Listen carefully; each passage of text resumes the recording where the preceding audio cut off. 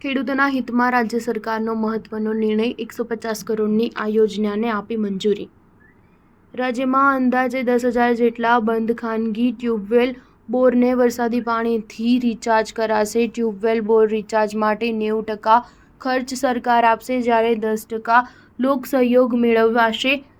ભૂગર્ભ જળ સ્તર ઊંચા આવવાથી વીજ વપરાશ ઘટવાની સાથે ખેડૂતોની આવકમાં વધારો થશે. મુખ્યમંત્રી ભૂપેન્દ્ર પટેલના નેતૃત્વમાં રાજ્યભરમાં દર વર્ષે સુજલામ સુફલામ જળ અભિયાન થકી ભૂગર્ભ જળનું સ્તર ઊંચું લાવવા ખાસ મિશન મોડ પર કાર્ય થઈ રહ્યું છે. આ મિશનને વધુ વેગ આપવા તેમજ ભૂગર્ભ જળ વધુ ઊંચા લાવવાના હેતુથી રાજ્યમાં બંધ બિન ઉપયોગી અંદાજે 10,000 ખાનગી ટ્યુબવેલને વરસાદી પાણીથી રિચાર્જ કરવા ₹150 કરોડની મહત્વ ભૂગર્ભ જળ રિચાર્જ યોજનાને મંજૂરી આપવામાં આવી છે. રાજ્યમાં ભૂગર્ભ જળ સ્તર ઊંચા આવવાથી વીજ વપરાશ ઘટવાની સાથે ખેડૂતોની આવકમાં પણ વધારો થશે, તેમ જળ સંપત્તિ મંત્રી કુંવરજી બાવળિયાએ જણાવ્યું હતું. જળ સંપત્તિ મંત્રી કુંવરજીભાઈએ આ યોજનાની વધુ વિગતો આપતા કહ્યું હતું કે રાજ્યમાં ભૂગર્ભ જળના ઊંડા તળને વરસાદના પાણીથી ઊંચા લાવવા બંધ પડેલા બોરને રિચાર્જ કરવાનો ખેડૂતોના હિતમાં